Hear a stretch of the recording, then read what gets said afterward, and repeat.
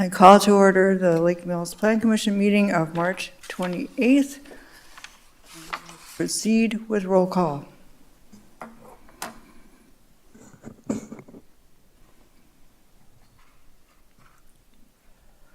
Sorry about that. Mr. Holman? Here. Mr. Coots? Here. Ms. Lazaris? Here. Mrs. Bishop? Mr. Foster? Here. Dr. Mason? Here. Thank you. Mr. Grady informed staff he would not be available for tonight's meeting. Right. All right, thank you. We can pause for a moment.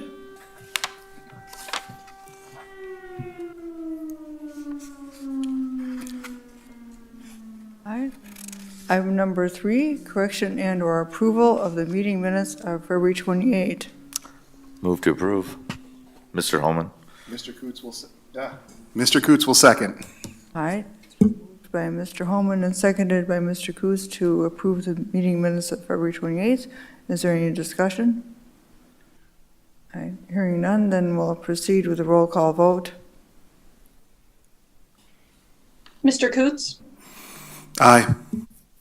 Ms. Lazaris? Aye. Mr. Foster? Aye. Dr. Mason? Aye. Mr. Holman? Aye. Motion passes 5-0. All right, thank you. Next is item number 4. The public may address the commission at this time regarding items on the agenda unless the item is the subject of a public hearing. We have no public hearing this evening. Public comment may also be made at this time. Items are not on the agenda if you have registered with the city clerk before the meeting. The state's open meeting law discourages action by the commission on items not listed on the agenda. Please keep comments limited to 3 minutes. State name and address when starting comments. Also fill out the sign-in sheet at the podium. For people online, please type your name and address in the chat feature. I understand that we have people here for public comment, and the items are on the agenda, being that they pertain to the comprehensive plan. So please, whoever wishes to speak, and then let us know your name and address for the record. Excellent. My name is Susan Trier, and our address is P.O. Box 255, Lake Mills, Wisconsin. So, my name, as I said, was Susan Trier, and I'm with the Rock Lake Improvement Association, which is a nonprofit, all-volunteer, membership-driven association dedicated to protecting Rock Lake for the last 50 years. Working in conjunction with Jefferson County, we applied for the funding to create Rock Lake's current lake management plan. Thank you for giving us an opportunity to give input into the city's comprehensive plan.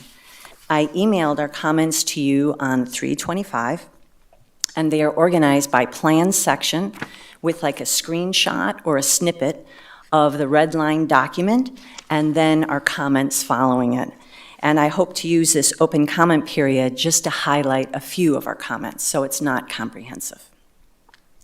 And I'd like us to take a look at the very first section, the opening paragraph. Given the importance of Rock Lake to our community's identity, whether that's economic, as a major factor in property tax revenue or dollars spent by visitors, recreational or cultural, why not indicate that value in the very first sentence?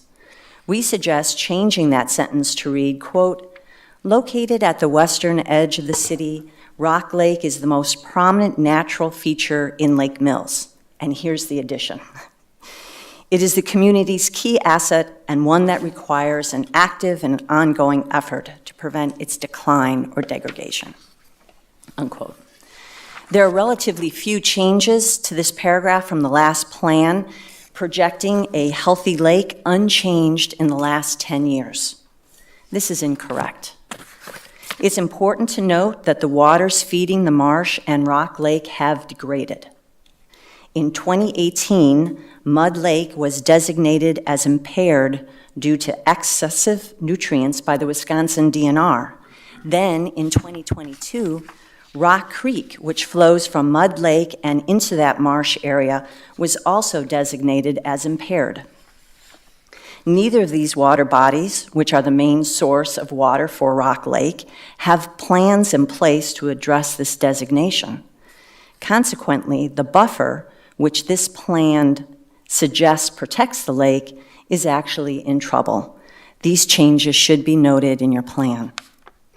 Under the Goals, Objectives, and Policies section, we believe that the language in the plan regarding the lake should not be aspirational, such as strive to, whenever possible, will consider, but one of commitment and priority, such as will require, must, which simply reflects the value of this extremely important asset.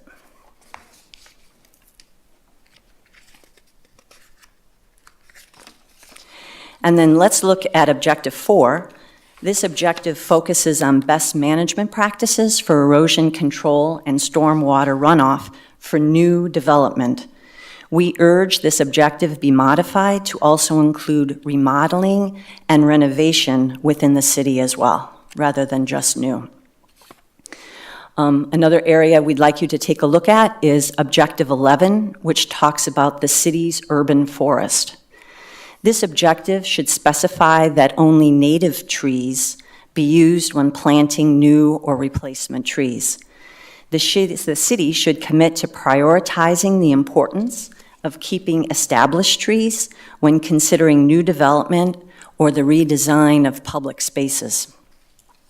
And the city should also strive to minimize its use of herbicides or pesticides on city property and post signage for public awareness when chemicals are used. And lastly, within 35 feet of Rock Lake, the city should not use any herbicides, pesticides, or fertilizers. We've heard conflicting input on this practice. However, last fall, I worked with a handful of RLIA volunteers and the Jefferson County Land and Water Conservation Department to pull invasive yellow iris from the mill pond. And I saw a city ATV spraying the area around the trees of the mill pond and the fire department.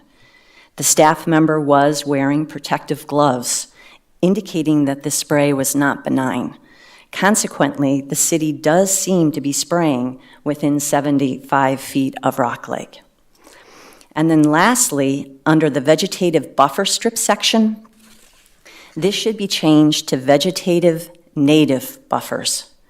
The stated goal of this section is to restrict the off-site flow of water. Native plantings significantly outperform non-native plantings in allowing the ground to absorb water or water infiltration.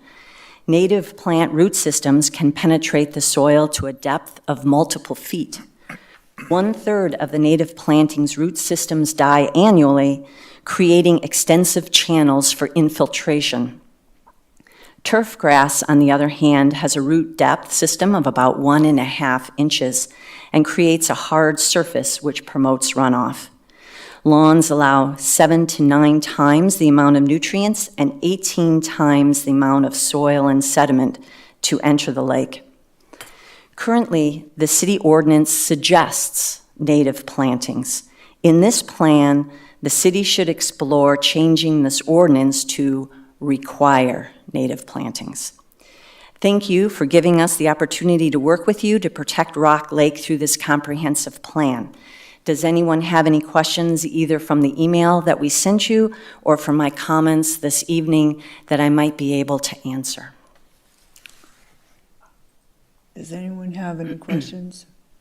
I have to apologize. We don't have a copy of that email. Apparently it was sent on Saturday, you're saying? This past Yeah, Saturday? I sent it to everybody on the Plan Commission, Drake Daly, Dan Dresser, the people of the Joint Rock Lake. I didn't send it to Mead and Hunt because I didn't know your emails. I figured someone from the Plan Commission, and I wasn't even sure which one of you were responsible, so I figured that would make it to you. We're certainly willing to obviously look at plans. We're just not familiar with it. It's unfortunately bad timing where it's spring break, and I think everybody's on vacation this week. Okay. So it just didn't filter to us. We will make sure that we get that, and we can highlight some of the changes to bring back to talk to the Plan Commission about. I'm just not prepared to talk about them specifically. If somebody could also give me, or you could, actually, you could jot your email down in the back. I will give you our comments too, just to make sure that it gets Absolutely. there. Thanks. I don't think I received it either. Really? Okay. And your name was Morris? Dr. Mason? Okay. Did you get it? Did you get Patricia Cicero's, Yes. Dr. Mason? Okay, yeah, because I we used all- the we all same did. email address, but, She had their emails, too. okay. I will just resend it. I mean, it could have ended up in promotions. You know how that goes. And Steve, did you have a question? Yeah, I just had a question. As a Plan Commission member, I've asked a couple of other representatives from your organization if I could get an invite to one of your meetings. Is that possible? Yeah. What would you be interested in talking about, or do you just want to attend a meeting? We can let you know what our agendas are. Yeah, I might just, That's why. I would really like to attend and then just Sure. communicate some of my concerns. Absolutely. I will send you our next meeting. It's going to be in April. We didn't have one for March because we had a large strategic planning session just last week. So I'll send that to you, Steve, with an agenda. I don't use my city's email. Sure. I will get you a piece of paper so that you can Sorry send it about to me. Oh, I know. I Thanks. would not check Thanks so too. much. Anybody else have any? No, we got it under control. We got it forwarded to me, so we're good. It was city, we went to the city. Yeah, it goes to your city email. My email? I know. I only look right before. Yeah. Yeah.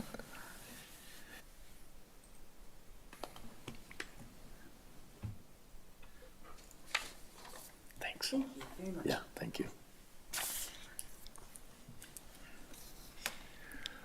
Anything else?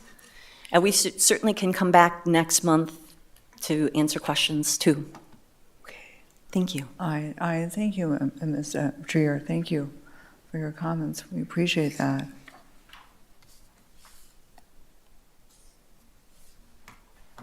Good evening. Mike Niesman. I live at 113 South Ferry Drive in legendary Lake Mills.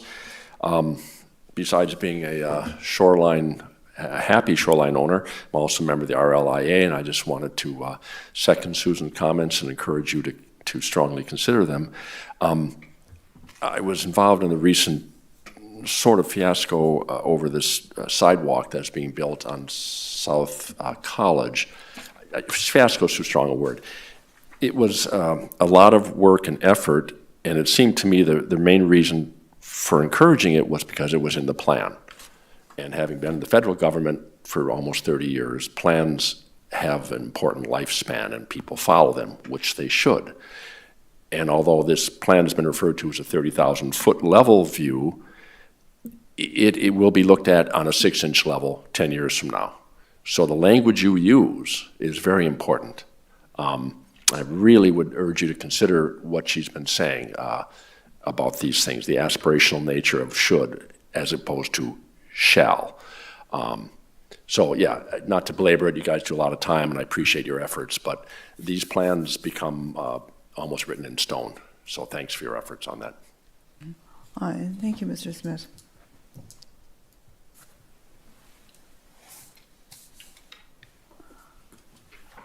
All right. Are there any other comments under public comment? Item number 4. Is there anything else under number 4, questions and public comment? Is there anything further under item number 4? All right. In that case, we'll go on to item number 5, discussion on comprehensive plan update. We'll call on Mr. Wolf and Mr. Carranza for our update and to introduce the sections, the new sections. Thank you, Mrs. Aris. Thank you for allowing me to have a break last month on a vacation that was scheduled a year prior. Brian obviously kept you in good spirits and helped you get a lot accomplished last month. We're going to touch on a few things just to kind of revisit what's happened in the last month. And then we're going to work through a handful of things today, kind of in preparation of getting a final draft together for review by public, various committees, et cetera. So schedule-wise, yeah, let's just jump into schedule, next page. So obviously, last month you were tidying up the agricultural, cultural, and natural resources chapter, and then the economic development chapter. Those are two pretty hearty chapters when you talk about cultural resources, natural resources here, of course, and the importance of economic development. While we hadn't received from the public comment the email that was provided over the weekend, we did certainly get Ms. Cicero's comments from Land and Water at the county level. We did provide a memo to the Plan Commission to that effect. In talking kind of just offline here briefly with these, not having reviewed the other comments that were provided, we feel it may be best till we have those to wed them to Ms. Cicero's comments. By and large, Ms. Cicero's comments were some clarification issues. There are a couple on the last page that we highlight as kind of policy questions or direction that is necessary for the document. And so, but without having the others that were brought up, I would be hesitant to say, let's make sure we're doing this if something might be either aligning or contrary, worst case. I just can't comment on it because I haven't seen them in detail and had a chance to look at them, neither has Brian, in relation to the plan. We obviously want to have a plan and a chapter that speaks to what is important.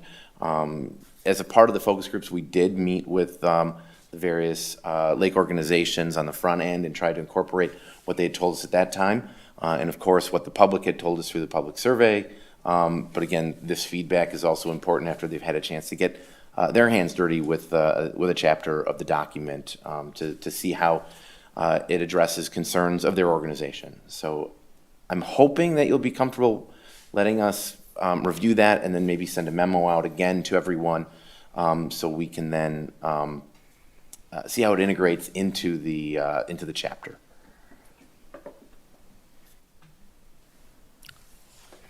All right. Is that acceptable? I'm just looking. I'm sorry. So, yeah, certainly, Okay. certainly. And so, but now, did you wish to go into discussing redlined chapters that we have in front of us today? Yeah, yes. So just a little bit more on schedule if All right. Oh, just certainly. real quick. Yes. Yes. So again, tonight is the intention to talk about the red line of intergovernmental cooperation and then ultimately implementation. And we've distributed kind of the formatted chapters of 1 through 7, which is what's been accomplished to date, save what we've just talked about tonight related to natural resources. Really, we're getting in preparation for bringing a full draft back to you, as you can see, and then distribution and comment from the other boards and commissions of the city. So ultimately having a draft that meets with the approval of the Plan Commission to start kind of going through the public review process. There is a required open book period that is a 30-day by statute open book period. Then you have ultimately after that, you could have a public hearing and plan adoption. So plan adoption just does take a while, and that's by design in the statutes. Is certainly, as you know, Ms. Lazaris, it's intended to be an opportunity for everybody to kind of really see how all the pieces come together on that. And then, of course, making sure that the different boards and commissions have had time to provide comment, as well as ultimately surrounding communities on issues or overlapping jurisdictions. So that's kind of where we're going from here.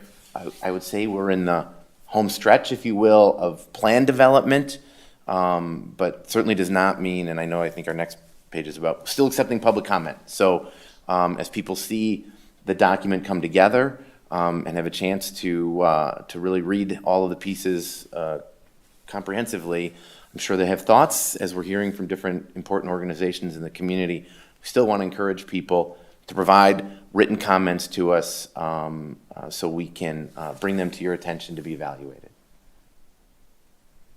Anything else on that, Brian? No, just like you mentioned, we'll be bringing back a revised memo based on kind of bringing kind of all the policy and the topics, so make a decision all at once versus kind of start here tonight and then start again next month or following up on another month, so. Justin, have these suggestions been incorporated or not? Not in the drafts that we have tonight. We received these comments late last week, so. Okay, so, Yeah. okay, they haven't, okay. We put a memo together to say that we've reviewed them. Again, we didn't get Ms. Cicero's comments till Friday afternoon. We wanted to get something in your hands to say we've reviewed them. Some of them are not, I would say, substantive. They're clarification language things. We wanted to make sure that you saw that, and then, of course, Ms. Cicero knew that we saw them and that we were bringing them to your attention as soon as possible. With the other comments that are coming in, we want to make sure that we're looking at them together rather than in a vacuum. So we'll bring that back to you in probably a memo or a red line form, depending upon what they are. Policy things will probably be in memo form for you to weigh in on because they could change plan direction from what's in there now. We just want to make sure that that's not our role. We will provide kind of input on what we think of it, but it is your role to tell us that, yes, this is the direction you want to go in on certain things. So we'll have that for you, obviously, next month.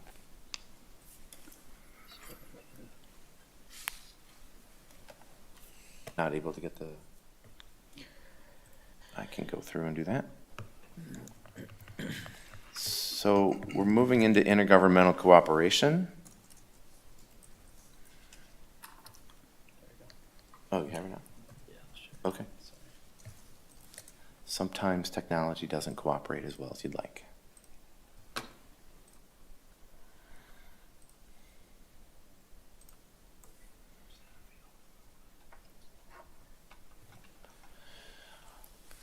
So these are the last couple red line chapters, intergovernmental cooperation. As part of the focus groups, we met with a variety of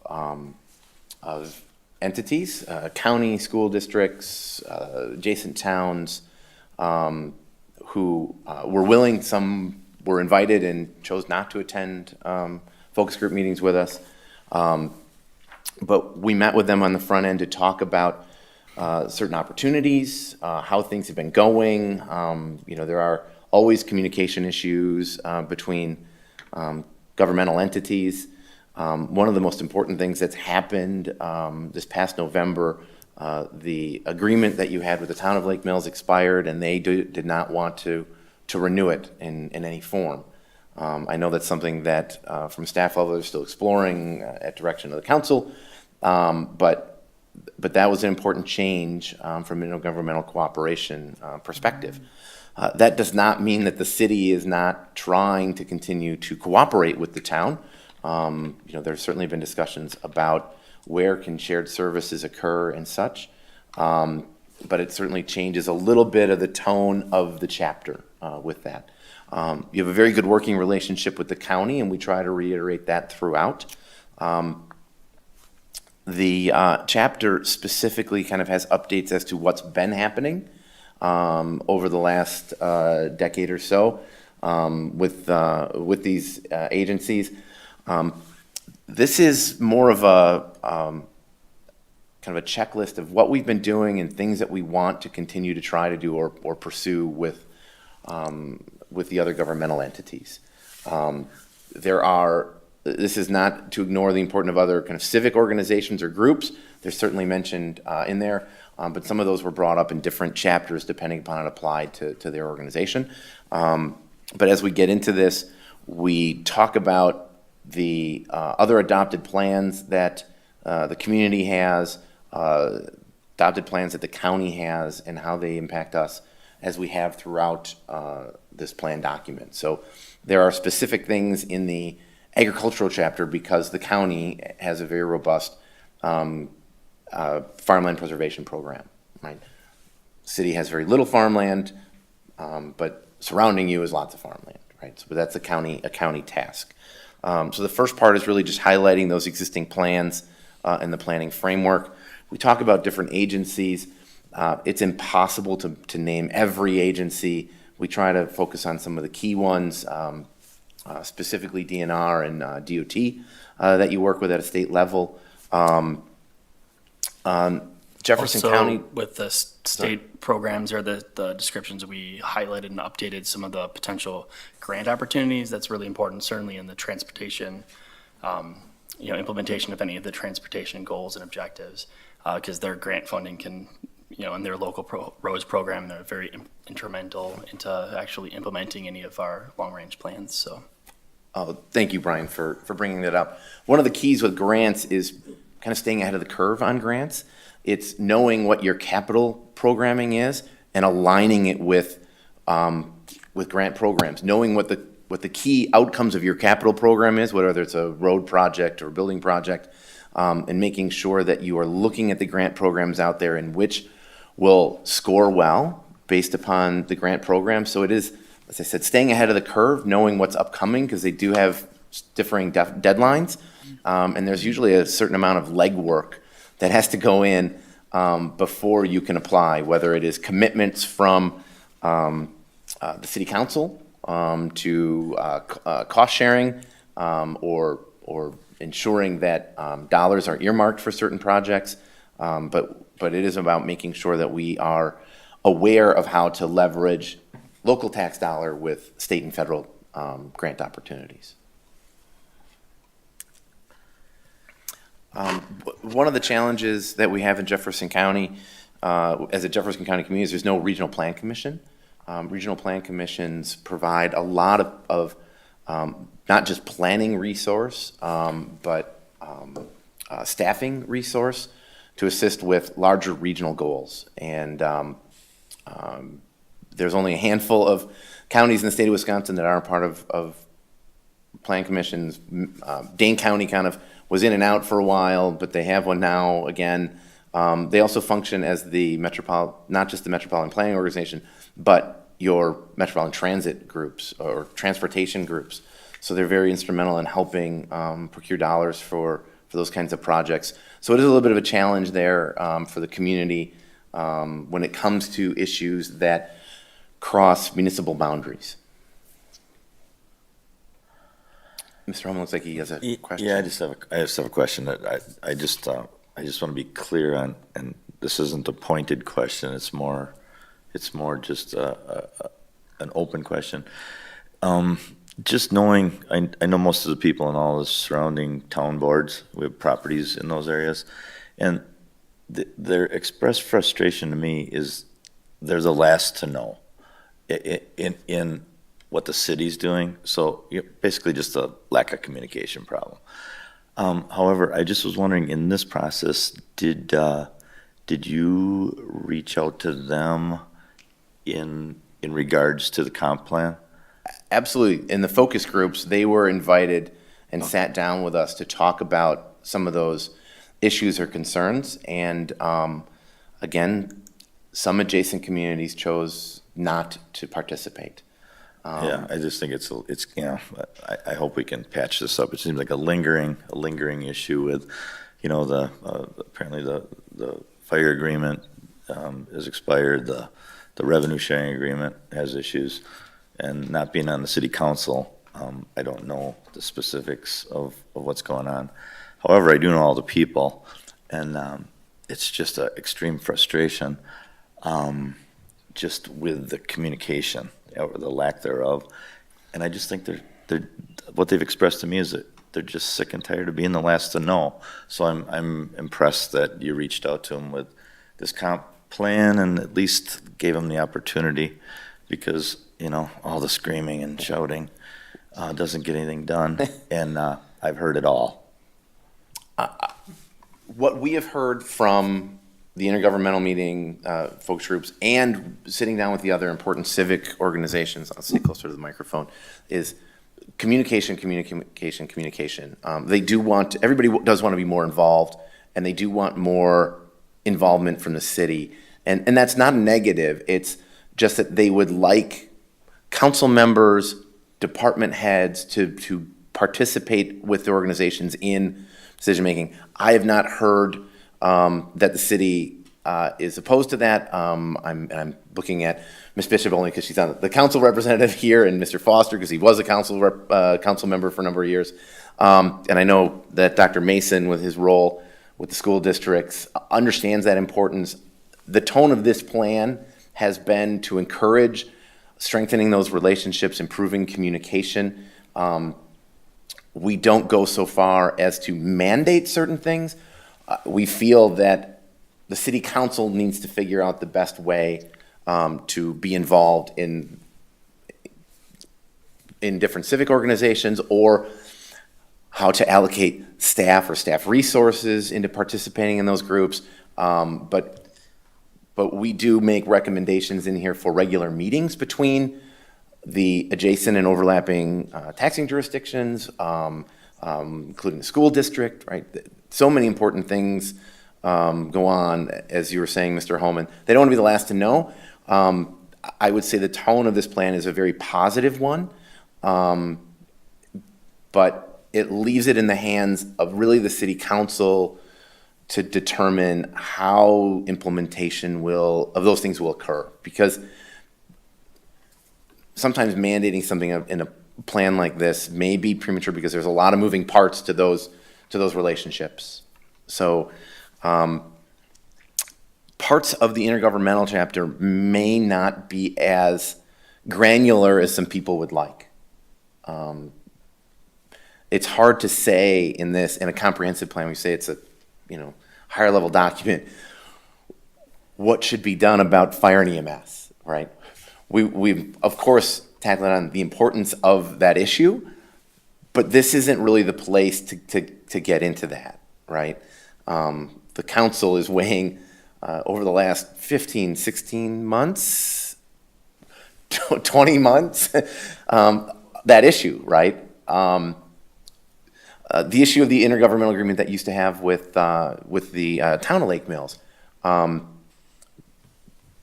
Getting back to the table and talking about things that may benefit both. I know you've been talking about composting and joint yard waste sites and those types of things. So trying to figure those things out, sadly, does not fit easily on a page because there's a lot of issues on development and taxes and revenue sharing, et cetera. The entities that we met with, the elected officials, whether it was town chairs or county administrator, et cetera, that were at the meeting with us, certainly had very positive things to say. They respect that these are challenging, intergovernmental issues are very challenging, and said, we talk a lot, but we need to talk more, was the takeaway we had from a lot of them. It was not the type of meetings because it wasn't about policy. It was just about how, about communication and opportunities. We try to keep those in a positive light, and if there are certain things past practices that haven't been working, we tried to address them. But again, it's about having regular meetings with these groups for the city because all of you are linked to each other. You share constituency, you share resources. Talking about Rock Lake earlier, it's an asset for everyone, whether you live in the city or live in the town or the county, right? You're all in this together. So we try to talk about opportunities, but without mandating something here. So we're showing on the screen, maybe you can zoom in just a little bit more. It's a little tough to read, whole page. Let me go up to these are. Boy, it's really not being responsive, is it? So in the intergovernmental, we pull what we heard from them, from those representatives in the focus group, and then we pull from the various chapters about what the document says about the things you're trying to do with one another, trying to work with on one another. It's like the implementation chapter, but really as it relates to cooperating with your neighboring or overlapping governments. And just for some clarification, the intention of these particular objectives, they're pulled from the other chapters, are the ones that have intergovernmental focus. So they're not complete list from each chapter, but rather the ones that are going to require the coordination. And the intent there is to not be overly general as the previous draft or the previous plan was, but to try to bring those forward into this chapter so there's a kind of a landing place to look and say these are the issues, these are the goals and objectives. So that was the intention, to try to draw light to it here in this chapter that has that expressed focus. We don't in this chapter go so far as like mandating that the city put a specific plan together for a specific resource. We try to make it that you will cooperate with other entities on what insert resource here and whatever it takes to make that happen. If that means developing a plan or new implementation strategies, again, I think I don't say the failure, it's a shortcoming of comprehensive planning. It is just sometimes too broad, right? We saw that when we were talking about the bicycle and pedestrian plan, right? At this level, it just talks about why we want to do those things. It's also why you have a separate bicycle and pedestrian plan that really is the boots on the ground, street by street look at the community as to where specific improvements should be made. It's kind of the same thing here on the intergovernmental chapter. So the red line that was provided does, as Brian says, goes through the chapters and pulls out those issues. So the other thing it does, I think, in practice, when I was pulling these together, I realized going over the objectives in the housing and neighborhood development chapter, there was an opportunity potentially to have another objective that states, finding an opportunity to work across intergovernmental boundaries on potential opportunities for grants or advertising sites, or finding opportunities to work on a collective workforce housing problem that's not going to stop at our borders. So that's one thing that I wanted to get some feedback from you guys on, because that wasn't part of the housing and neighborhood to date. So specifically working collectively with other municipalities, finding opportunities to potentially work on grants, those kind of things. So any feedback, I guess, or any opposition to that being kind of integrated in that chapter?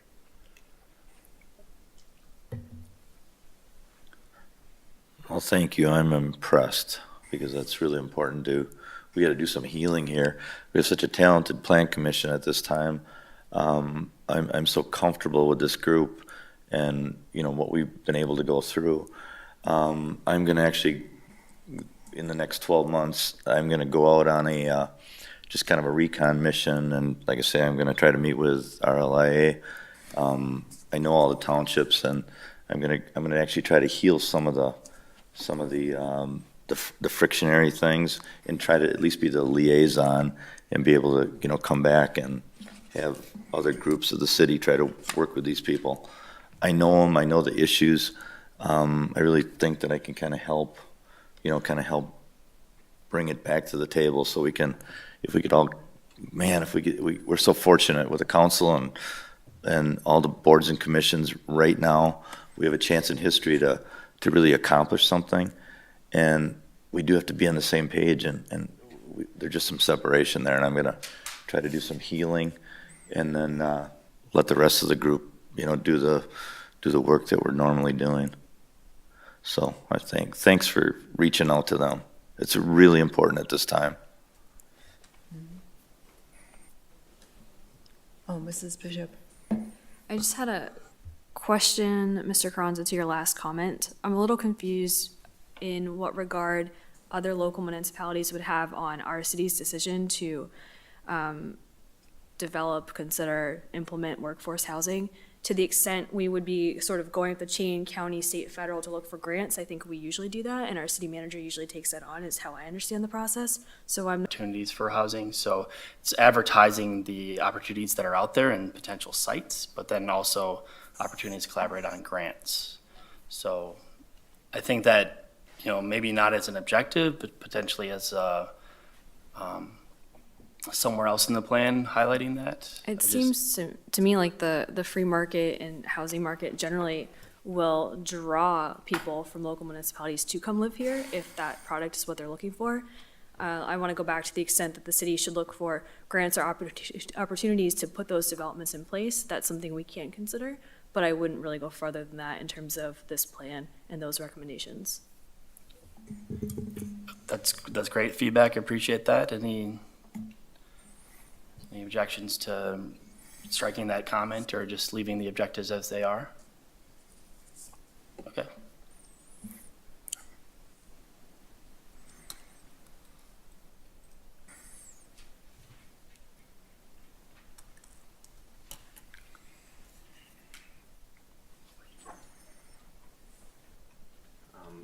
I'm going to scroll down to page 7 on the annexation.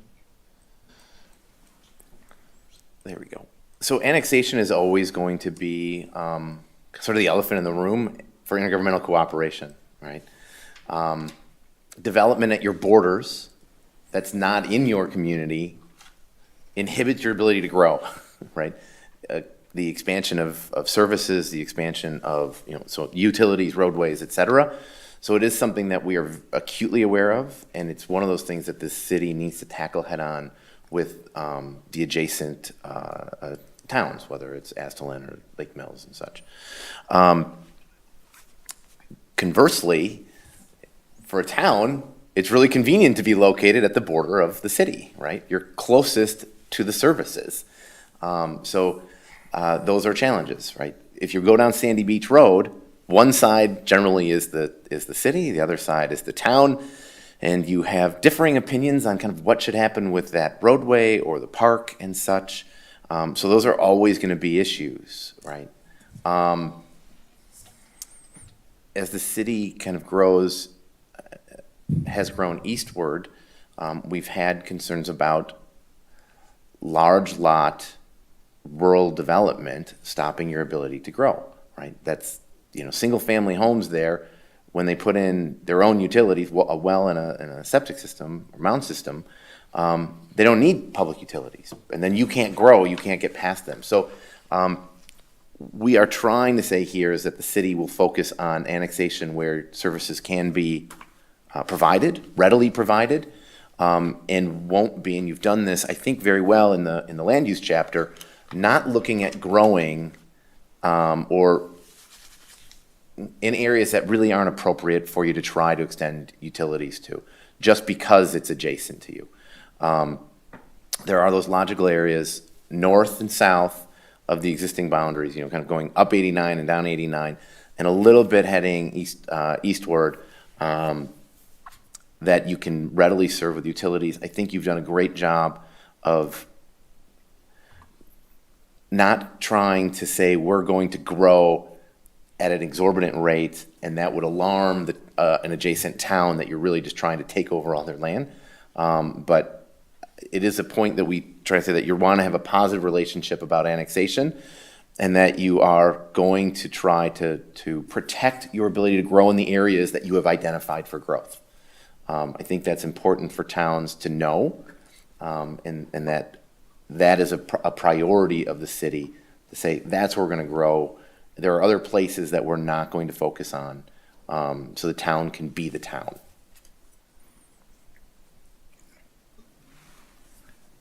Without an intergovernmental agreement now, that's going to change a lot of that we had before. Obviously, we paid so much to the town when folks annexed in. Yeah, the issue here is going to be utilities, right? Yeah, exactly, and I'm not sure that we should have that limitation on the south side. Since we just put in all the new infrastructure to be able to grow down through there. There's a pretty large area that has been shown in the future land use map Yeah. for growth that will take you well beyond a 20-year period. And again, it's not the only time you're going to look at this. the plan is intended to be updated every 10 years. I feel that you have a very defensible area to say, this is where we're going to grow, a very logical area on where you're going to grow, because what you said, the investment the city has already made, extending utilities down 89, without saying, you're not showing we're going to grow into 3,000 acres even though you don't need it. Right. I think that's been a good approach in this plan, to telling neighboring towns, we know how much land we need to grow in. Any development that you propose, town, in this area will be met with opposition because we expect to grow in that area, right? Yeah, well, and the other piece I wanted to just make note of is, some of the comments in there and some of the language in there says that if they're on their own sewers and stuff like that, we'll try to avoid them. But if those folks request to be annexed, I don't want them to think that we may just turn them down because they aren't. So I don't know if there's some way to word the language in there that, when they if they request it and they're on their own sewer, that we won't come in and. Sure. We can certainly add some complementary language. It doesn't preclude any of that, but we can certainly add that the city will, be welcoming to those who want to annex into the. Yeah. Right. That's all I think the misnomer on annexation is that the cities are generally going out and trying to annex land where it's the reverse. It's a property owner saying I want to be annexed, generally because they want utilities. What we are trying to say about annexation here, though, which is, I would say in the kind of the nicest, strongest possible terms, is the city has been, I think, very prudent in defining its growth areas over the next 20 years, and it will vigorously protect those growth areas from premature development in a town, right? Because you're expecting to serve them with your utilities. So if a development proposal came in to do a rural subdivision, that you would be in opposition to that because it would cut off your ability to grow from there on out. We also do prioritize infill development where possible in the community, and compact development, which we talked about at this group at length, about developments that have a variety of housing types within them. So we aren't just growing outward, that we've said, this is it, this is the places we want to grow, and we know we can accommodate what we need to if we do it smartly. Sorry, not to stop us from continuing to move down the plan, I apologize, I actually am going to ask us to move backwards quite a ways. Certainly. Related to annexation. On page 3, with the different town sections, there's a sentence in each one that says, the city has extraterritorial plat and zoning authority over portions of the town. Is that statutory authority? Yes, it is. Is that something, could that be stated in there per statute? Absolutely, we can certainly clarify, that's a. Yeah, that's a good idea. And we can reference that if you'd like, so. Thanks. Yeah. And again, it goes back to what I was saying. In the areas that you have planned to grow, that's where you're going to be vigorous. Yes. That statutory is 1.5 miles from your borders. You're going to be looking at the next quarter mile, next half mile, much more intently than 1.5 miles out, right? It's a lot.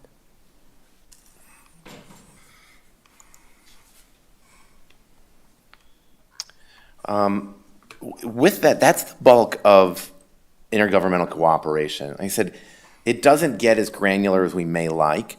We could put some more language in there about the intergovernmental agreement that expired and prioritizing that if you'd like. There are things that we just want to leave to the council and not, I'll say, dictate within the plan. We do have a section where in the land use chapter talking about the agreement that expired and the importance that it had. What's your feeling on that? I would like to see that reinstated. I think that was a very productive time among the different jurisdictions.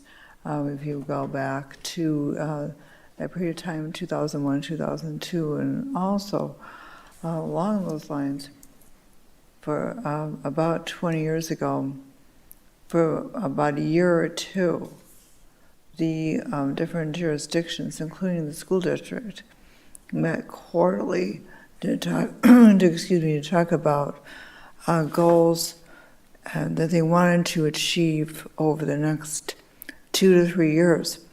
And what this was at that time was because it was to try and regulate tax impact, so that major projects or major upcoming school referendums were discussed. We all sat down here and we were discussing these matters, and that's how different things got staged over time. That you say, well, you want to have your referendum at this time, so we're going to hold off on this other thing. And so it was very productive quarterly. This would be about the time that Lynette Smith was on the school board, going back to about that time. And it was very helpful. And but after a while, the different jurisdictions didn't meet anymore. But to the intergovernmental agreement, that was a very productive time. And everybody, you had that moment in time where you had people on these different bodies. We're talking specifically the town of Lake Mills and the city of Lake Mills, who really wanted to get together and think about the future of growth. At the time, there was not an interest from the town of Asselin or towns that were a bit further away then. But it was a very positive, and Mr. Holman, you were on the extraterritorial. There was an extraterritorial zoning committee, which Mr. Holman was part of that, and they met. Did you meet monthly or more? Less? It wasn't totally structured, but Okay. but it was, yeah. And the communication, I don't know. It's just everybody likes to know what's going on. Sure. It was positive. Yeah. So that entity has not gone away, it just hasn't met Right. in a long time. So it has never been officially disbanded, because it is a statutory group, but it just hasn't met in oh my God, 10 Yeah. years? Yeah. Okay. So I'm going to just ask some things and just some general feedback.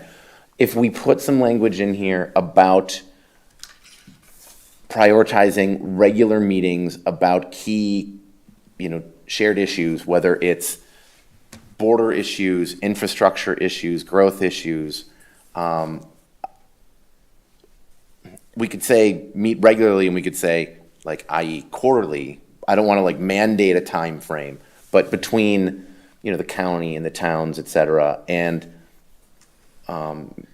maybe making sure that the zoning groups are meeting about joint development issues. And is that what you would like to see added? And then on the agreement side, do you want language in here that talks about the value of the agreements, or do you want something that says Sure. prioritize development of agreements on shared issues? Or I just think, I don't think we should make it too restrictive. I think that it just make some notes of it, but let the council be the direct, Yeah. let the council direct. Sure, you could mention it. You mentioned that it was, at the time, a very valuable Or say something like, due to the importance of Process. this, Okay. every effort should be made to create, manage, and maintain intergovernmental agreements where appropriate. Okay. And the biggest thing is making sure the council knows that these agreements should be reviewed a lot more frequent than we have. Okay. But that doesn't need to be part of this, It's just that the biggest issues that we saw with the I can't even say that word for some reason, the intergovernmental agreement, was that anybody besides the city thought they were getting a raw deal with it because they didn't review it enough. And, somebody 5, 6 years ago had written this and they're no longer on the town and now everything's changed, so. Okay. But yeah, I think what I said, the first comment would be beneficial to have it in there, that they should make every effort to create, manage, and maintain these. Okay. I'm looking, I see some head nodding across the group, so okay. We'll put some wordsmithing together and bring something back. Just don't mandate the council to. No, that is force not our feed, just intention, but. Make it so that they direct the traffic. We're just suggestively. Yep. We suggest that it should be a positive thing to do once again. I respect that once you have some language in front of you, you can decide whether you Oh, do yeah, feel certainly. it meets or doesn't, and we're Yeah. pretty thick-skinned over here, so, when the editing occurs, we're completely fine with that. So we'll bring something back to you. Mm-hmm. Anything more on the intergovernmental cooperation chapter? I do have one more note just to point out. This thanks. last map, 8-1 Glacial Heritage Map, we've been mulling over pushing this to potentially the chapter 2, because it's referenced quite often in chapter 2 as the agricultural or glacial heritage map, right? So they talk a lot about the implementing the plans of this particular study. And rather than having it here in intergovernmental as it previously was, pulling it into chapter 2. I think the initial thought was chapter 2 already has a fair amount of maps. So, let's push it there where it's going to be kind of seen. But I think referencing the last chapter with the second chapter, or ideally the first chapter, is probably poor form. So we'll pull it back into chapter 2.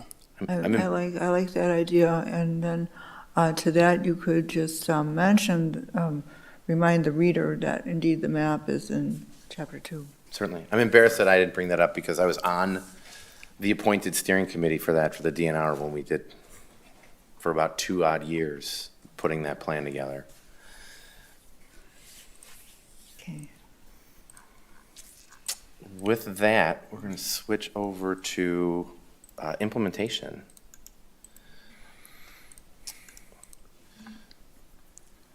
Try to pull it up Yep. here.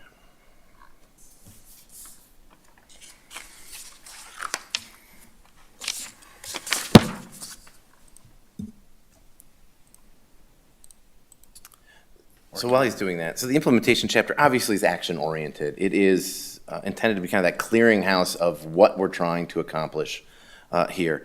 There's some background pieces on this that talks about the plan monitoring, check-ins on the plan, as you're saying. We need to look at this stuff a little bit more often.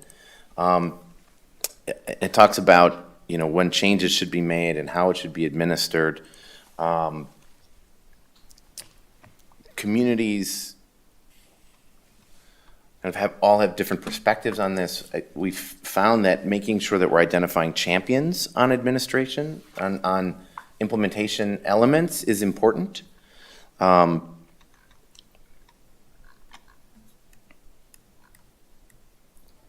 Wolf, before you and Mr. Cronza leave the first page, I have a comment. Yeah, And that of course. main paragraph on the first page, plan and monitoring, the second sentence that begins with furthermore, I want to change the language to be directly in line with the statute because I think that's really important here. So to that extent, I would strike the language and decisions in that sentence, and instead of must, I would say shall. So the sentence would read, furthermore, the state of Wisconsin requires that all zoning, subdivision, and official map ordinances shall be consistent with the comprehensive plan. And then in the next sentence, I would strike policies and procedures because those are not in effect here in regard to the ordinance. So that next sentence would say, to the extent that the city ordinances are not consistent with the recommendations, et cetera. Okay. Thank you. We'll make those edits.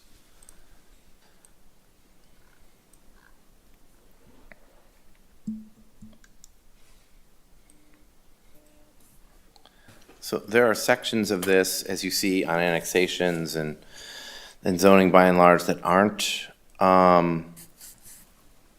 changing in a large degree, some clarification or minor revisions to them.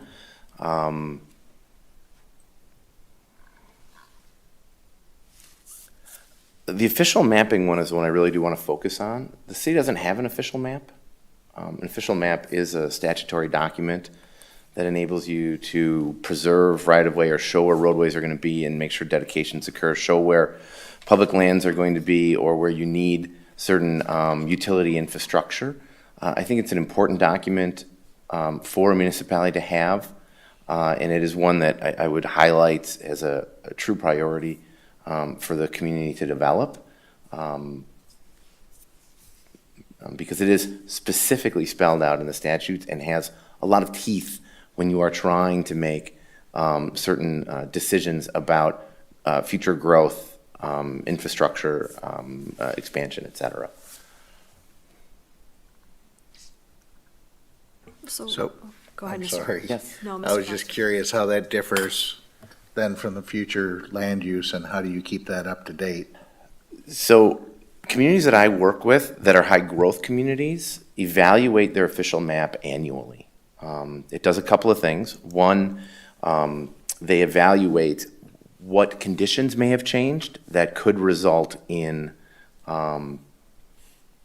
expansion to official mapping areas.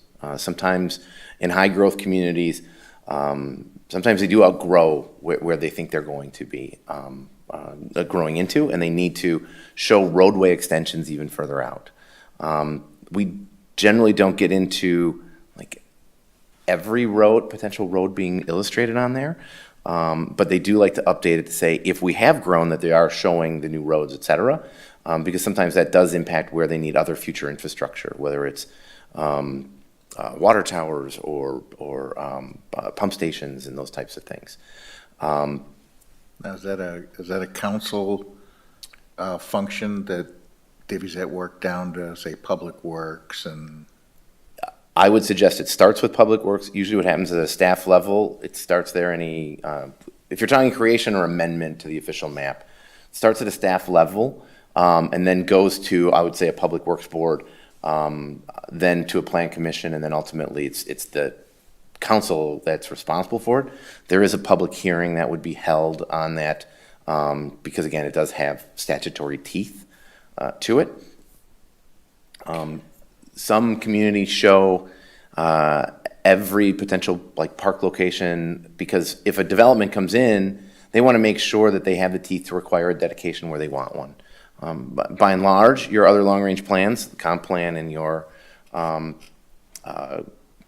master plan, have that teeth statutorily because they are adopted by a statutory process. The official map is just specifically called out for everything from greenways to parkways to, as I said, utility facilities and such. A lot of them use them for roadway. We know where our collectors are going to be and what minimum right-of-way width would be required to be dedicated when development occurs in that area.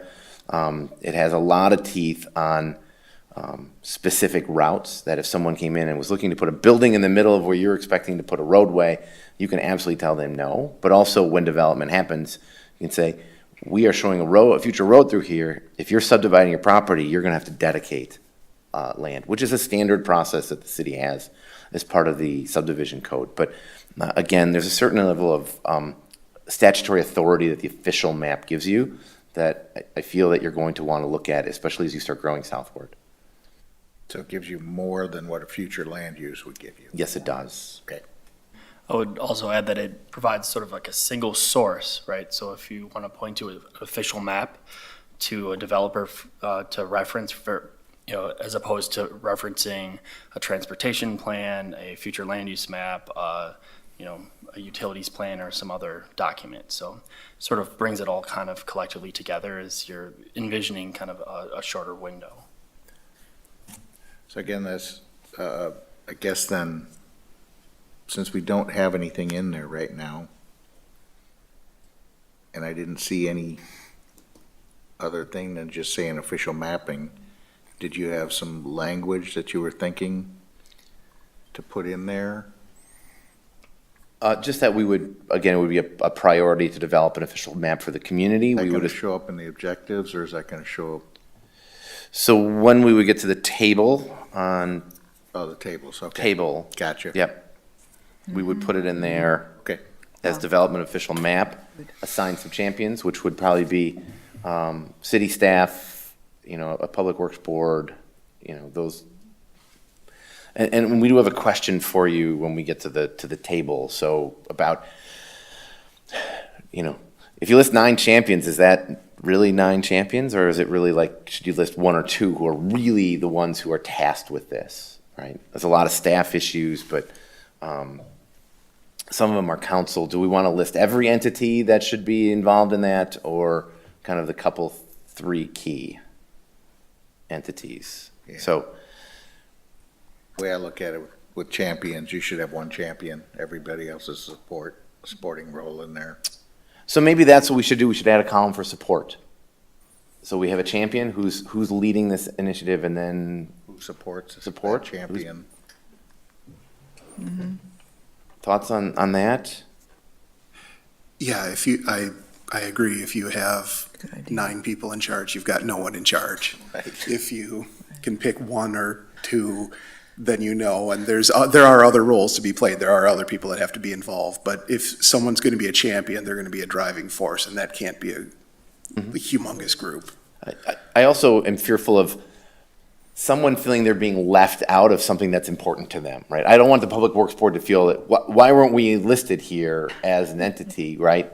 Yeah. When maybe, so, and again, that's just a hypothetical, or the Parks Board on something, right, that may have come up, right? That they are, we don't want them to be overlooked, or an important civic organization.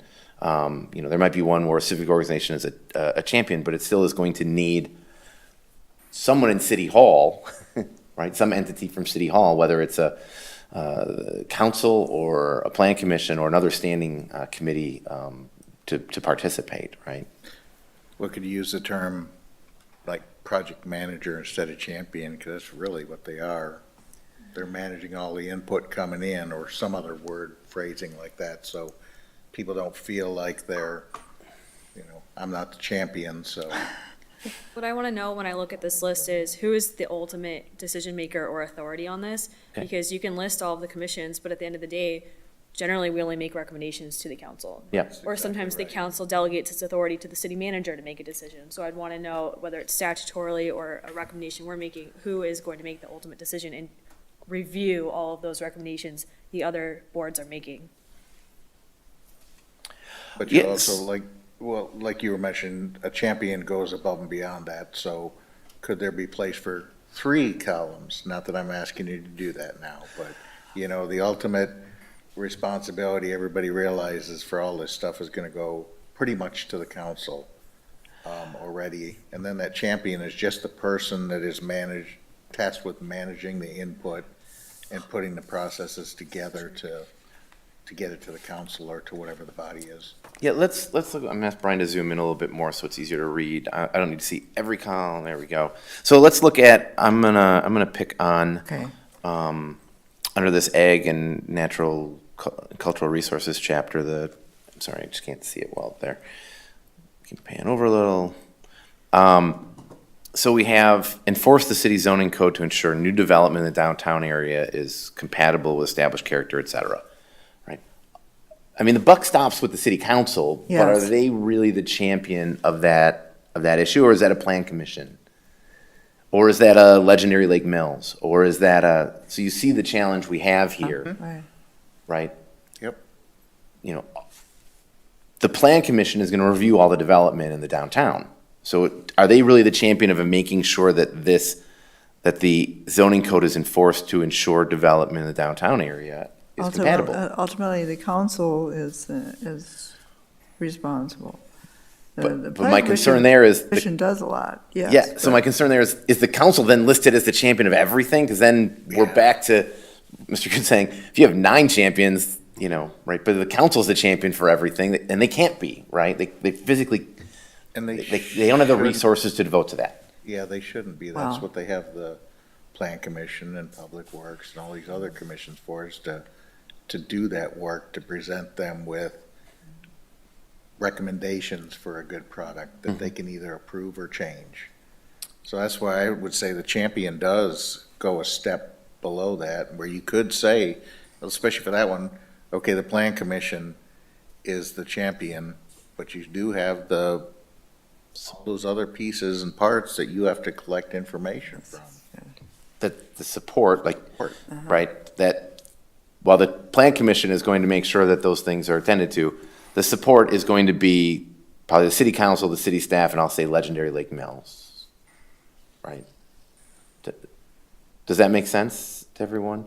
Yeah. And I'm sorry, I'm looking at Ms. Bishop on, like, from the council perspective, Yeah, we no, can't list you as being too Well, much to do already. I think, to that extent that this conversation is going, which I think I agree with, you can take city council out of this column entirely for every one of those options. You can put like an asterisk at the bottom saying like city council, derives or retains all authority to make final decisions, and leave it a note there, although we all kind of know that.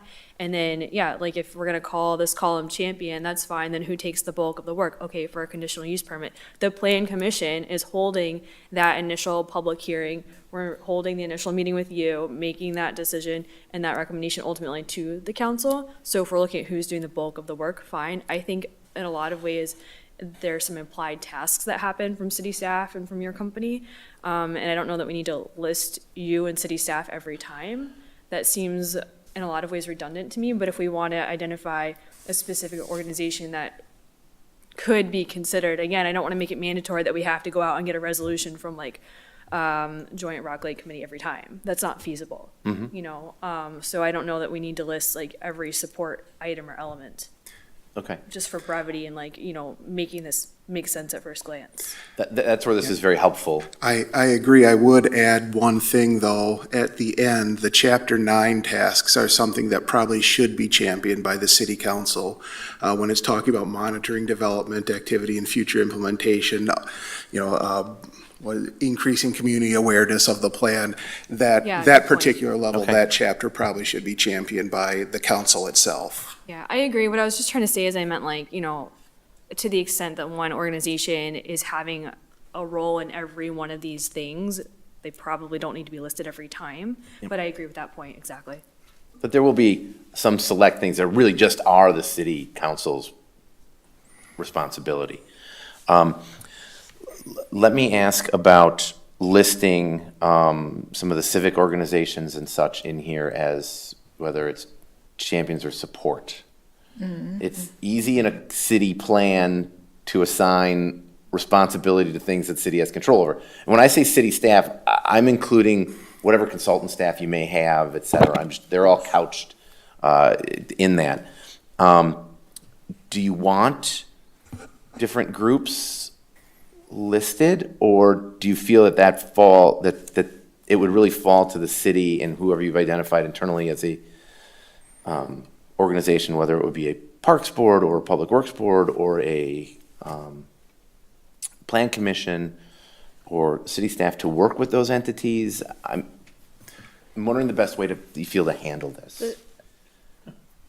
The way this is presented so far is rather than calling out the specific organization, we try to go a step higher or more general. So historic preservation advocacy groups versus, as to Land Historic Society, right?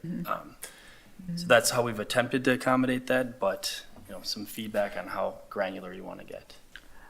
I think to put it the way you have is probably a good idea, because with the passage of time, what entities call themselves can change. So, but it still applies.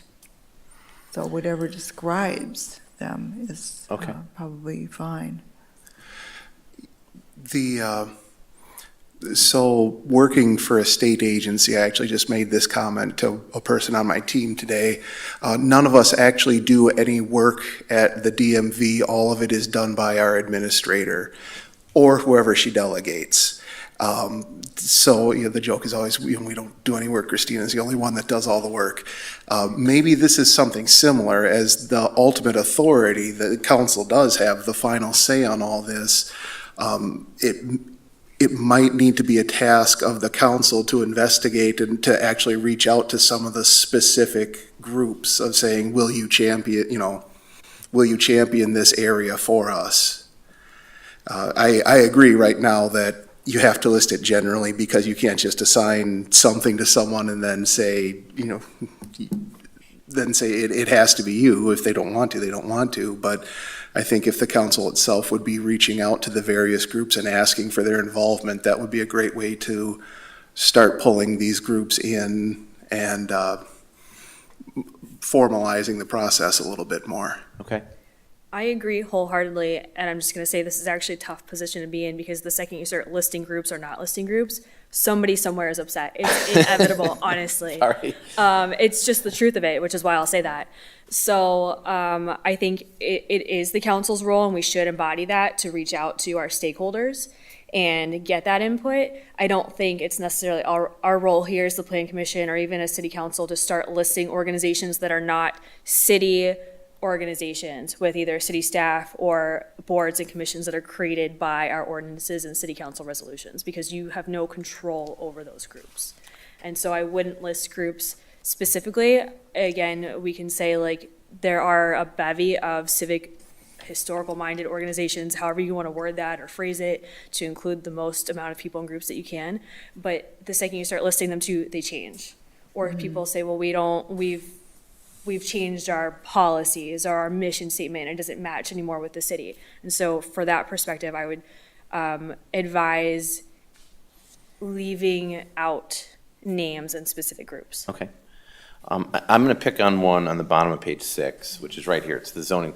We know through what we've met with people in the focus groups, what we've heard during this public feedback, and certainly from you as commissioners, is there are some areas of the zoning code that need to be reevaluated. And we highlight some of those things here. We indicate that you're going to want feedback from a variety of groups depending upon what the issue is, right? When you're talking about development or some of the like industrial park design standard stuff, you're going to want to have developers and realtors involved in that conversation, as well as probably some recent people who have recently built within the industrial park, right?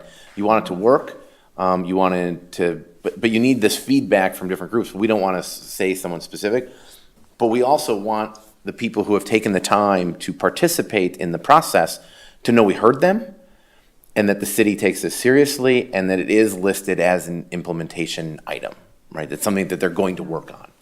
Does that make sense? It doesn't get into the detail of everything that could be addressed in the code.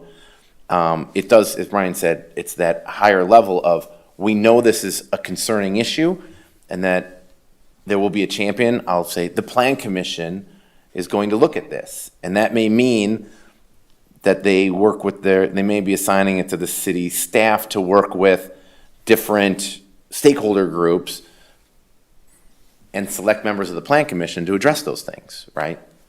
And to develop whatever the new regulations might be to bring forward, right? So does that make sense? Like, because we can't get into every little thing but if you can get the people together, you say, okay, the Plan Commission is going to take this on as a task, and then again, some level of some type of time frame, and the time frames can certainly be adjusted, but everything can't be priority 1A. You only have so much time and so much resources, right? So I do want you to look at what we've listed as kind of time frames. Things have to happen in a strategic way, which means within a few years, you got to start seeing movement on some things. Others are heavier lifts and they will take longer, or they can only happen after other elements have been addressed, right? So I just want to make sure that we're comfortable with, we're going to have a champion and we're going to have some sort of key support associated with it, as we talked about. And again, I am not going to be offended if you feel we need to maybe list this category of stakeholders, or don't list this category of stakeholders, or I think this time frame should be shifted. So this is kind of introductory, and to kind of, hopefully we can start really putting it to bed at the next meeting and be. So what I'm hearing a little bit on this too is there's really three distinct categories of our quote unquote champions column. One are the decision makers, right? City council. A champion or sort of, essentially to actually draw out those categories, right? To show the decision maker, to call out the true champion or the one that's doing the bulk of the work, and then maybe call some of these external organizations or potentially external departments with WDNR as partners, as kind of that third category. People that we want to have their feedback and that they're part of the process, but it's really driven by the champion to actually seek out that comment or that feedback. Any thoughts on that, or? I agree generally. I just don't want us to get stuck in this loop of like, oh, we have to seek feedback and where we can never make a decision because we didn't get like enough feedback from, like you get to a point where there's either too much or you just don't get a response. Somebody doesn't want to help you. And so I just want to caution us that, there's a point where you have to just make a decision and sometimes you're not going to get the recommended feedback or the support that you would like from that organization, whatever it is. And again, I would look at someone like the Plan Commission by saying, you're going to be the one kind of overseeing this, whatever this one item is, and you're going to be maybe tasking some of your members combined with some staff to go out and get the input from a variety of stakeholders on these issues and bring it back to this entity to make a decision so they can make a recommendation to ultimately the city council. And it might be, as what Ms. Bishop said, we tried to get input and we weren't able to get it, or this is a bigger lift than we thought it was, and we need to reevaluate the process that we're undertaking to get the feedback, right? Will that work? Does that address concerns? Okay. You could also make the statement, this table may be adjusted from time to time during the time that the comprehensive plan is effective based on changing needs. Yeah, or just say this list is not all-inclusive or something. Okay. Something simple. Sure, it can change. It's not the only things that you're going to be undertaking. There's a lot of other things in the plan, but we do want to have, I'll say, kind of a roadmap for people. So just as this document did, it went back to the last plan and said, you accomplished a lot from the last plan, right? Here are other things that you still want to accomplish, and hopefully you're going to be able to look back in a few years and say, boy, we've accomplished a number of the priorities that we heard about from the public on these issues. Mr. Wolf, can we go back to page 3 for the official mapping paragraph? Yep. The disconnect that I saw and what I think Mr. Foster's questions were driving at is that the paragraph heading is official mapping, but then your first paragraph is the future land use map. So between those two, I didn't understand, and what I learned from our conversation is that the official map is a thing that the city should do and implement and that we don't have. And so from that perspective, can we get an introductory paragraph after that paragraph heading to say the official map is this, the city doesn't have one, it needs one, Yes. in addition to the rest of this? Absolutely. Okay. We'll reference the statute, and yes. Okay, thank you. Perhaps we'll put maybe we can get a graphic of another official map just so you can see kind of what it looks like, et cetera. Okay. Was there anything in the, based on what we've heard from you on the champion issue, were there any specific recommendations, again, we were culling them from the plan as a whole, that you weren't comfortable with or needed more explanation? Again, I personally believe any plan needs to have strategic elements, things you're going to do in years 1 through 3, and then there's those longer elements that are kind of years 5 and through 10, et cetera. But if you don't have elements in there that you're going to be making strides on right away, people are going to question, what was the value of the plan, right? So. Was that something that we would call out what we think are the priorities as a recommendation, or since this will eventually get signed off by the council, should the council just say that these will be prioritized as required, or? So when the council does it, they change it, or if they, let's say they just hypothetically adopt it as you guys present it to them. Again, it becomes what they're saying we're going to undertake. If you feel that there are items that should be taken on immediately, that we should reflect them in the time frame, I think we do need to have a qualifier on the time frame saying, you know, these are projected time frames, and ultimately the council will make a decision on the allocation of staffing and resources, et cetera. They may vault things up the list because it became a hot button issue, right? Times change. We've seen it on a number of things. But if there's something in here that you feel is not as high a priority, meaning, boy, this isn't a 2023 item, this might be a 2025 or 2026 item, we'd like to know that from you. Or conversely, if there's something that there's a lot of ongoing things, maybe it needs to have a date and it's ongoing, right? So maybe if there's activity that needs to happen, you know, in short order, historic districts, right? They've been defined, but, you know, having them, having the historic codes and such in place, maybe that's something that needs to be vaulted up, you know, the year needs to be vaulted up, that it gets worked on. So those types of things, we'd like to hear from you on them. If you feel we've missed something from the document that was highlighted, again, we try to pull all of those key implementation items from each chapter into this table.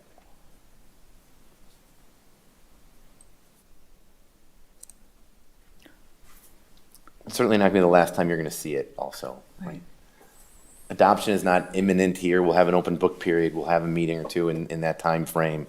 I think it sounds like we are fine with the way it is right now, and just making a statement that this table, is implementation table, and priorities may be changed from time to time during over the plan horizon. And that would just be normal. I think you're right, though. I think it's good language to have in there just as a reminder to the reader. Yeah. Otherwise, somebody will come to It's the not etched in council granite. Yeah. and say, council, you said this Yeah. is done. Yes. So, I just have a question procedurally.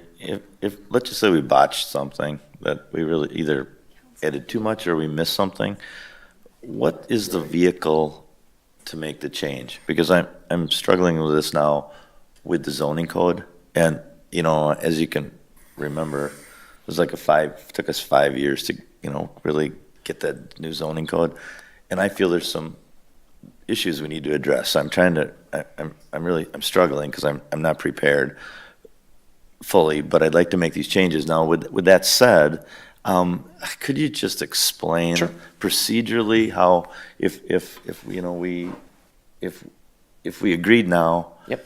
and then we just blatantly, like, whether the council's seen it, the plan commission's seen it, another board seen it, how do we bring it back up and make the change? absolutely. Specifically, please. Okay. Thanks. So, just real quick, I know the zoning code felt like 5 years. It was only like an 18 to 20 month process. So, but this document has a statutory adoption process, an amendment process. So, the way your codes are written, someone can propose a change to the comprehensive plan, whether it's text or to one of the maps. Someone from the public can bring it into the plan commission or the council and request an amendment to the document, or the plan commission can undertake, or the staff can recommend a change. It would go through a standard process that's very similar to adoption. It would come to the plan commission for review and a recommendation to the city council. There would be a public hearing on a change. Okay. And then there is, again, a statutory process for open book. There are specific entities that have to be notified. Generally, it's your adjacent and overlapping taxing jurisdictions, but also like non-metallic mines and a couple others that have to be sent the proposed amendment. So it's a very specific process, but I wouldn't say it's a complex process, right? And we talk about it in the zoning code. We talk about how those changes can happen. We also talk about it in this plan as he's pulling up. There's a section on plan adoption. There's a section on plan amendment. So it is in here. Someone wants to make a change, and we have over the years changed land use, changed recommendations in the last plan, long before we undertook this process, this comprehensive update process. So, And I guess we have changed in the zoning code, we've changed some map issues, right? We've Yeah. where we've left an island, we've cleaned up some little details. So I guess, I just, I know I don't mean to show frustration.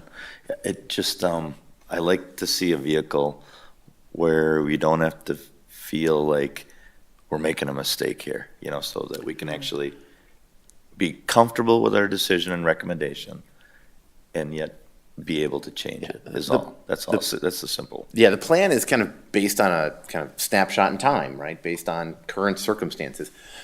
What if tomorrow, insert a large manufacturing business says, I'm going to build a building on the north side, right? That suddenly changes a lot of things, right? Big employer, I'm going to bring, 1 million square feet of building in and, 1,000 employees. We made to reevaluate some things that we were planning on the north side, or if it was on the south side, right? Those things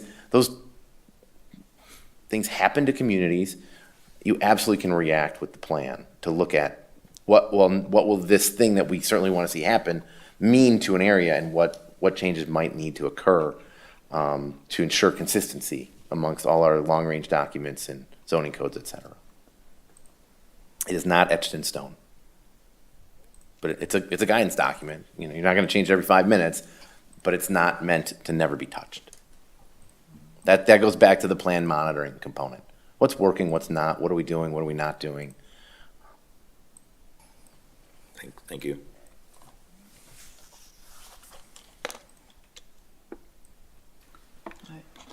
Planning commissioners and staff, are there any further comments on this, on the implementation chapter?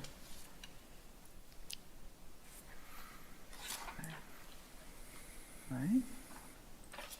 All right, well, that would, we'd bring us up to item number 6. Wait, one last thing, All if right. you can. Just kind of as part of the process, when we have a final draft, we will then work on an executive summary. One of the things we've done with another community, this is Sterling, which is on the Rock River in northwest Illinois.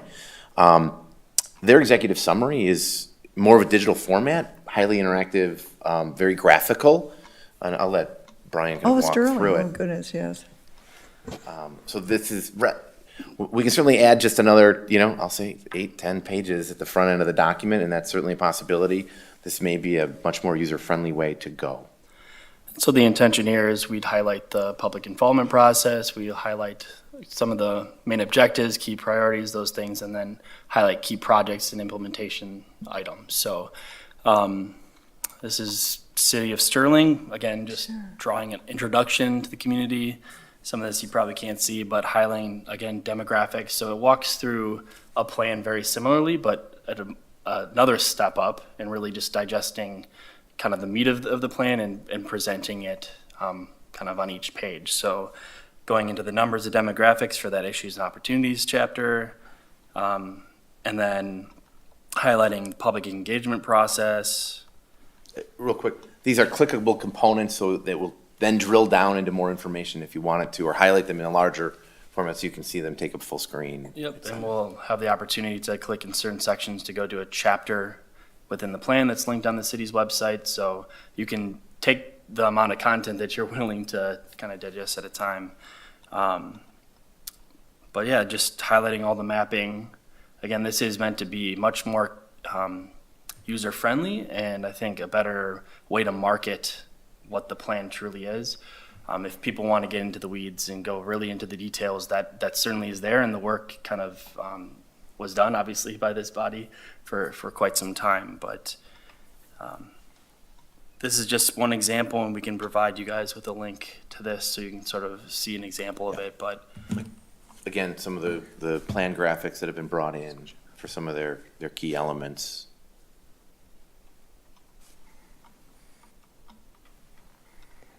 so highlighting housing needs, specific neighborhoods, areas of focus.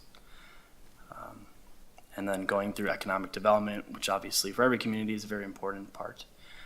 So highlighting that for them. I think they have the riverfront on this, don't they? Yep. Highlighting transportation projects, and then ultimately we did, their main project in this community is obviously the riverfront. It's a riverfront revitalization. It's actually a brownfield site that they've gone extensive lengths to try to remediate, and they are now in the process of starting to implement a riverfront plan from the comp plan that is brought forth a committee that is going to actually implement this. I can't recall the amount of monies, but it's in the tens of millions of dollars. So it's a big investment, but very important for that community. And then looking at some of their other kind of dedicated corridors, this is on the west side of their community. It's sort of a commercial district, and looking at some adaptive reuse. So we'll do the same for Lake Mills, and if that is the direction that we have from you guys, rather than having sort of executive summary at the front that's an extra 8 pages. Believe it or not, I'm a really simple person. A 4 to 5 page written executive summary is fine to me. Highlighting the changes in Lake Mills from 10 years ago to now, maybe a few key components of our discussions, and the biggest changes that we've made in each or some of the chapters is fine with me. I'm one of 7, so that's fine, but that's just my perspective on that. No, I agree. Keep it short. Okay. Executive summary, and then, this seems pretty comprehensive. I think you can shorten it down even. Right? Yeah. Less is more. Okay. Okay.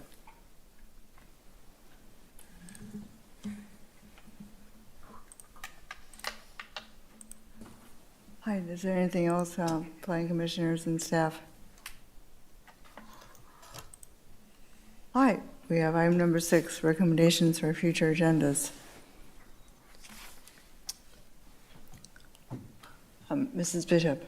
Yes, Mr. Holman has mentioned in the last few meetings that he's working on or would like to discuss an overlay of our older neighborhoods and what that might entail.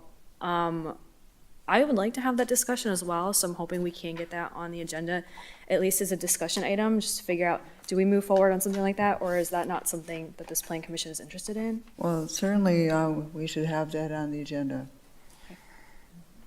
Oh, thank you. I brought some things in, and I just wasn't prepared as far as all the way to like a motion. In fact, I'm not qualified even to write a motion. I just have some ideas, so that will be really good to talk about some of it. And truly, I don't want it to be about me. I want it to be a plan commission decision anyway. I just have some ideas. So thanks. All right, well, good. Anything else under future agendas? Just Dustin, what's the next step? We're going to bring revisions back to you. We'll bring the compiled materials we got from the Rock Lake Improvement Association, so we can get that integrated. Ultimately, we're working towards having a completed draft that can be circulated to the other committees as directed by the city, and then getting to an action by you on this so we can go into the open book period. So when you get the final draft, could we get it early? Yep. Not a couple days before the meeting, but, so we got some time to read it. Yeah, and you have the Read first it? 7 chapters Yeah. already, yeah. All right, well, then that's item number 7, adjournment. Would anyone like to? I will make a motion for adjournment. Mr. Coots will second. All right, right, Mr. Foster moved and Mr. Coos seconded to adjourn the meeting. All those in favor signify by saying aye. Aye. Anyone opposed? Adjourned.